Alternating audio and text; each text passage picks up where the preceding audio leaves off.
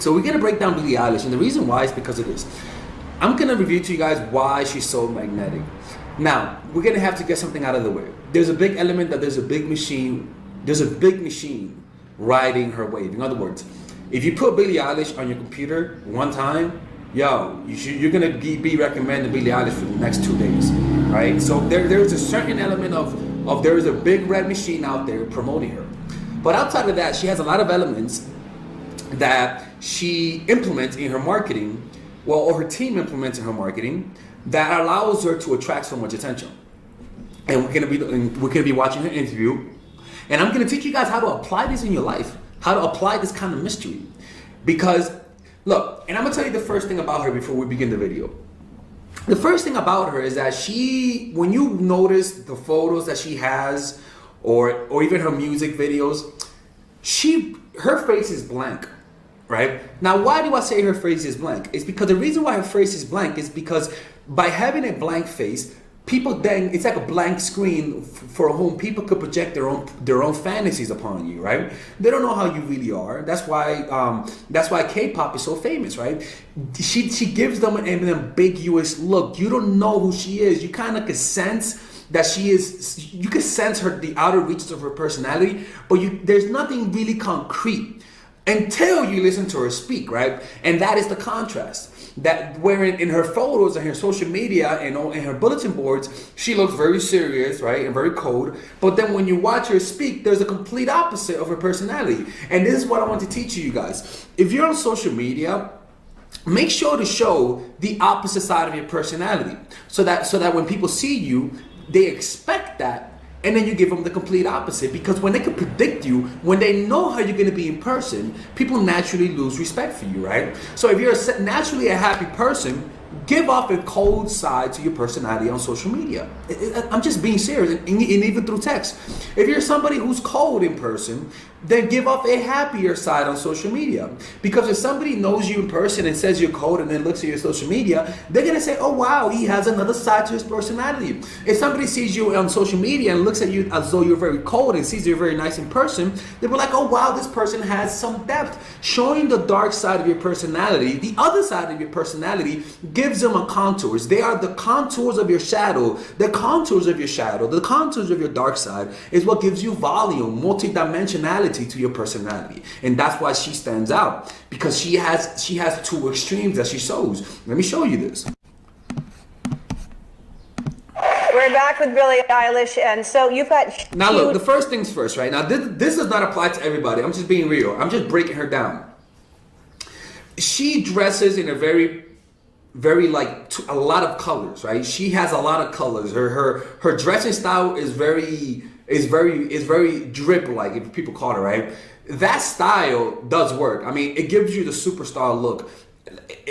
Like, the truth of the matter is that dressing in a colorful, standout kind of way, as long as it matches, as long as you don't look like as long as you don't look like a relic from the 1980s, it will give you a more superstar kind of look. It's just the truth, right? Look at all of the accessory that she has, right? Even that, right? It's unnecessary, but it gives her this larger than life kind of look. Now let me ask you this. If my YouTube channel was a channel where you don't see my face, let's just assume that, right? If my YouTube channel is one of those channels that you don't see my face, you only hear my voice, right? What do you think people will what do you think people will fantasize about? How does he look? Is he black? Is he white? Is he Asian? Get the fuck out of here. He can't be Asian. Is he from New York City? He says nigga, so he's gotta be white. He's gotta be black. Or is he Hispanic? How does he look? Is his nose big? Is he dark skinned? Is he light skinned? Is he black as Wesley Snipes? Like all of that stuff, the fact that she doesn't show her body, but then the fact that when she does show her body, we see some curves, right? Because she's 18 now, so I've seen the recent ones, right? She shows some curves, right? So it's kind of like a mystery.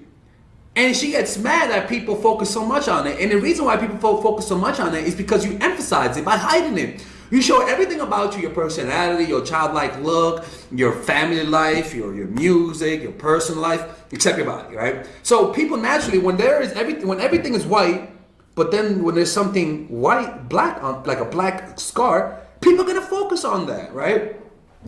And that's actually a phenomenon that's very similar to do you want $200 or what's inside this black box, right? Curiosity, the black box will cause us to imagine a million different things. In fact, it will cause us to imagine things that are out of proportion to reality.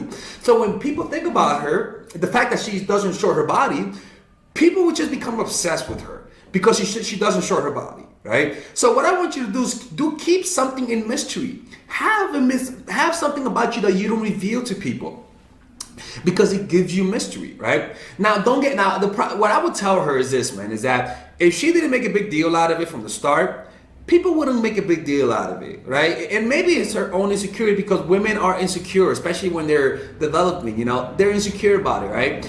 But because I've been with girls who have like, I mean, if I'm being honest with you guys, I'm a boob guy, right? That's what I am. And all of my girlfriends, most of them had double D's, and they would tell me that they were kind of shy about it at first, right? I'm like, damn, girl, don't be shy about the pitties. Don't shy about the pitties, girl, you know? Sorry. All right?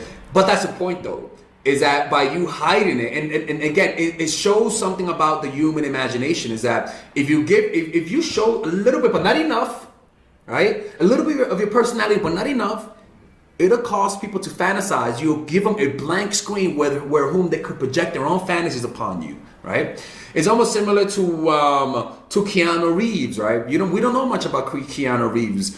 He's a contradiction. He's more of a mystery. His face is mysterious. He doesn't show too much emotion. He's more robotic. But that aspect will make us want to know him more, because we don't know what's behind the veil that he's putting on, right? And that's the mystery about it. I think she talks about her Tourette syndrome at one point. They're reenacting the movie. Yeah. Because I thought it was like a fictional movie about some girls. Right. Called the Spice Girls. Right. What was it? No. And so you spoke about something that I think is really important and brave, that you didn't intend to speak about, but that you have Tourette syndrome, and that it. And now look again. This is something that this makes people more obsessed with her. Is the fact that there's one thing that she just doesn't reveal, and that's her body. So anytime there's any glimpse of it, it makes news. Now, is it intentional? I don't know. The point is that that's one of the reasons why she's so magnetic, because then it gives people a reason to talk about her without having to talk about her art. I think I've lived with my whole life, and everybody knows, like everybody in my family, all my friends, all the people that are closest to me know I have it, and it's not anything different, you know? And I just never said anything because I didn't want that to define who I was. I didn't want it to be like, Billie, the artist with Tourette's, Billie Eilish is on Ellen. Yeah. I have ways of kind of making them go away. Uh-huh. So if I'm on if it's like an on-camera interview or whatever. That's what this is. Yes, it is. But normally, if it's like a pre-taped thing, they cut out the questions. Right. And that's when I let them out. But then there was this one interview where they didn't tell me they were. Yeah, and by her talking about her weakness, it makes her more relatable, right? And that's something you guys want to apply, is that if you have a mental illness, I mean, I'm not a doctor, so I'm not going to tell you guys what to do. But generally speaking, I'm not even going to go into the mental illness part, because I'm not qualified for that. But generally speaking, though, if you have a weakness, if you have an insecurity, there's nothing wrong with talking about it, because it actually makes you it actually makes you more relatable. I talk about my addiction to weed, my bad relationship with my mom, you know, and it, you know, it makes me more relatable. Now, is it because I want to be relatable? Maybe, right? But it just does. It's just naturally. I'm just an honest person, right? So one of the effects is that it makes you more relatable. But talking about your weaknesses, like for example, you know how when guys tell you about their bad relationships they had, like they say, yeah, my ex played me and now I struggle trusting women. Some women might hear that and they might feel so bad that they might want to help the person. So when that guy sort of pulls away, she won't say, oh, he's pulling away because he doesn't like me. She'll say, oh, he's pulling away because he's scared of commitment because women hurt him. The weakness causes them to lower their guards for you. And what she's doing, consciously or not, I don't know, is that it makes people empathize with her. It makes them relate to her, right? Because she's such a superstar that by talking about a weakness, a sadness, it actually lowers people's envy of you. And that's something, is a mistake that Selena did, and that's why I'm not blaming Selena for her own death. I'm not. But envy happens in the people who are closest to you. And one of the ways that you could remove envy or prevent it is by talking about a weakness that you have, talking about a pain that you went through, talking about how what you have causes you more pain than anything else. It makes people feel more secure because they say, okay, maybe she's not as happy as I thought she was. Fucked up, yeah, but that's how you prevent jealousy, right? And by her talking about her Tourette syndrome and how she's going through that, it makes people realize that she is not as perfect as she comes across, and it makes her more dimensional. So not only is she childish, not only does she have this mysterious side to her, but also she has a weakness. And then on top of that, she's incredibly talented, which is the foundation of her power. And then she dresses in a way that makes her stand out, and in a way that makes people talk about her body, right? Whether she wants it or not. And those are the elements of one of the few elements that makes Billie Eilish so attractive. On top of the fact that there's a huge red machine pushing her through to us, right? And that's my breakdown of her. If you guys enjoyed this, if you guys disagree, if you guys agree or disagree, let me know in the comments down below. All right, ladies and gentlemen, if you guys ever want to learn how to use your feminine energy to influence people, learn how to use your masculine energy to become more assertive, and also learn how to blend both energies to improve your dating life, your spiritual life, honestly, your relationship life, your family life, your career life, this is the course for you. If I had to make a course for my nieces, I have two nieces, one is 19 and one is 15. 16. Holy shit. Oh my God, he's a bad fucking uncle. He's a bad uncle. Get him. Shut up, Melissa. You should get this course, right? And this is the course that I will make for them. So, for example, watch the curriculum, right? In the first week, we're going to be showing you how to establish a strong masculine foundation without letting it hurt your feminine energy. This masculine foundation is a source of who you are, right? It's your bodyguard. Without this, whatever feminine energy you create will be destroyed by the outside, because your masculine is your shield. So we'll talk about goal setting. We'll talk about how to develop a serious attitude. We're going to be talking about how to use more logic, how to use more goal-oriented behavior. It's more how to be a man. Now the next one is how to embrace the feminine energy, right? This one would teach you about how to minimize excessive masculine traits, developing self-awareness, healing abundant feminine energy, regulating your emotion, mastering voice qualities and facial expressions, surrendering control, and allowing pain to be felt. This is honestly, this will supercharge, like Kaioken, your masculine energy. After that, we have femininity in the workplace and how to be feminine in the workplace without letting people take advantage of you, and the nuances of how women of power should behave versus women who are subordinates in the workplace, and even the dress code. This is based on psychology, people. It's kind of insane. I'm actually excited about this one. The next week, we talk about navigating the labyrinth of male and female friendship. And this, a lot of women find confusing, so we talk about that. And how to identify envious friends, how to identify the good friends, how to keep male friends, and how to keep female friends. Week 5, we talk about how to release the burden of the past and stop and destroy mental projections. This is actually really powerful. And then week 6, we talk about how to increase your observational power so that you can read people better. And we have a bunch of bonuses. The course starts at $99, and you guys can pre-order the course today at $69 before it goes out.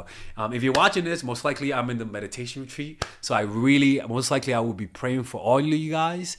And just click on the description down below of the video, right there, you'll see it, and you can pre-order that course. It's gonna be out by the end of next month or the beginning of February of March. One of the two, people, because I have a 10-day retreat to do, and I want to finish the course after the retreat, because I think the ideas are gonna be so much better. All right, man. I'll see you guys later. Pre-order, man. I'm closing the channel.